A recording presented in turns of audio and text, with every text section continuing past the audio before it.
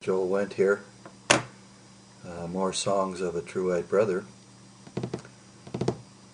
This is a kind of standalone piece in a way. I'm going to call it Transition.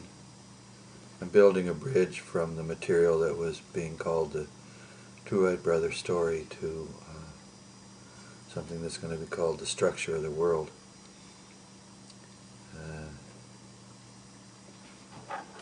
I want to kind of finish off from a slightly different direction what was spoken of yesterday regarding the second coming and Christ and all that stuff. During most of the True-Eyed Brother story stuff, I tried to basically see things in terms of the individual biography and what significance this material would have for the individual, and to encourage thinking for yourselves about these things. You're naturally going to want to do that anyway, so but I just wanted to make sure that I didn't really expect people to believe anything I say or all of a sudden mouth things that Joel Wendt says, and I'm going to continue that.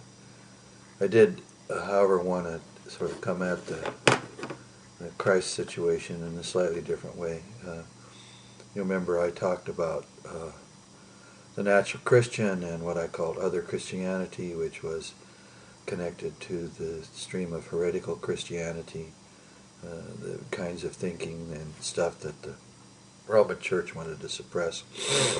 And in the early days it did this by destroying things and killing people.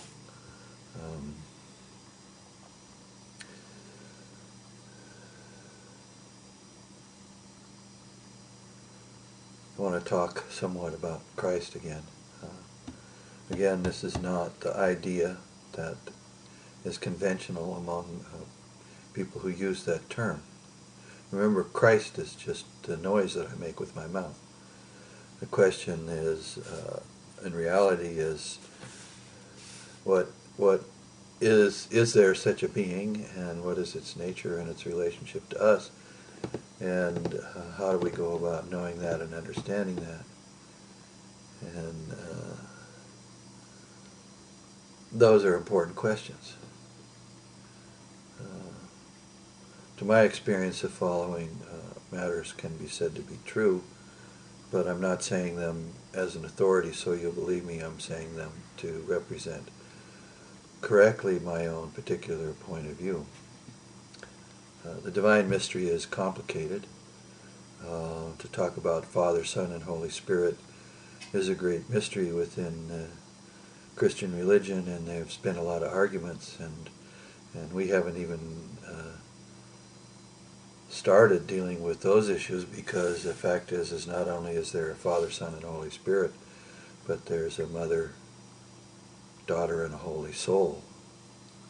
There's the divine feminine side, which has been hidden during the heyday of the patriarchy, when the Roman Church and the Romans themselves and somewhat the Hebrews destroyed the goddess religions. They got rid of the divine feminine in a kind of existential or practical sense, but that has come back in spades and is very powerful. At the end of this, I'll show you some books that you might take a look at if you want to get into those things a little better.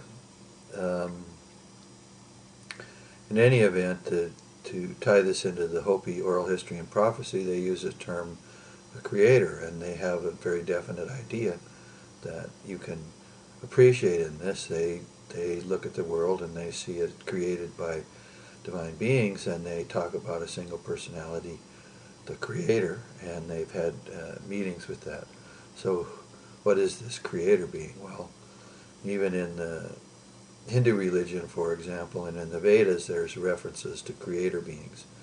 The Creator being, you give a different name. They don't say the Christ, but I want to put forward the idea to you that this being is real, and it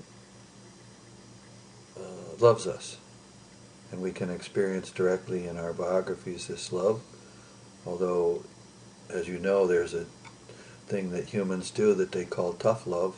Definitely higher elements of love have tough love in them. We're not encouraged to be weak. We're not enabled as addicts are enabled by Christ. Now, that's Christ as the Creator, Christ as the who that made the world. And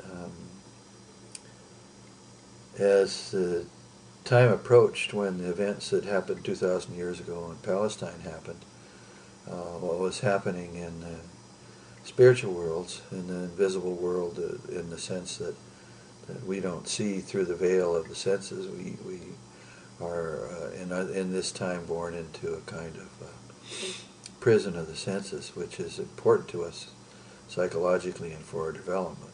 But in any event, this Christ being began to condense himself into a smaller and smaller nature, in a kind of way you could say, because it was his intention to become human and die. That is, to so identify with the human beings on the earth who were so important to his activity and the whole purpose of the creation, that he wanted to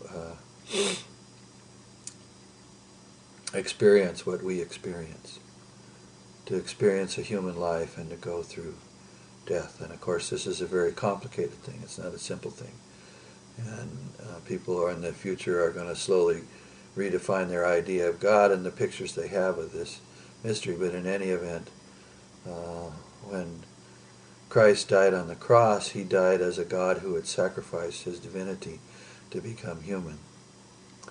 And yet there is something in the human that is so profound that the way Rudolf Steiner tells it, if one was clairvoyant and could stand outside the earth and observe it from space at the time that the spear penetrated Christ's body and his blood fell onto the earth, Steiner says that the aura of the earth changed. That when the God who had become human and manifested all the potentials of being human in a single event joined his being through the sacrifice of his blood into the earth, the whole earth changed. And there's more that I could say about that in certain circumstances, and you'll find things in my writing. But in any event, for this point, we have to understand that the Creator went through the gate of death in order to experience something that the beings that he loved experienced. And on Saturday, the intuitions of the Roman Church, where it says he descended into hell, there is some, shall we say, correct appreciation of what's involved in that. And I'm going to talk about that a little bit next, but I can see that I'm running short on time and I don't want to abbreviate that, so I'm going to stop this and then go on further in the next little piece.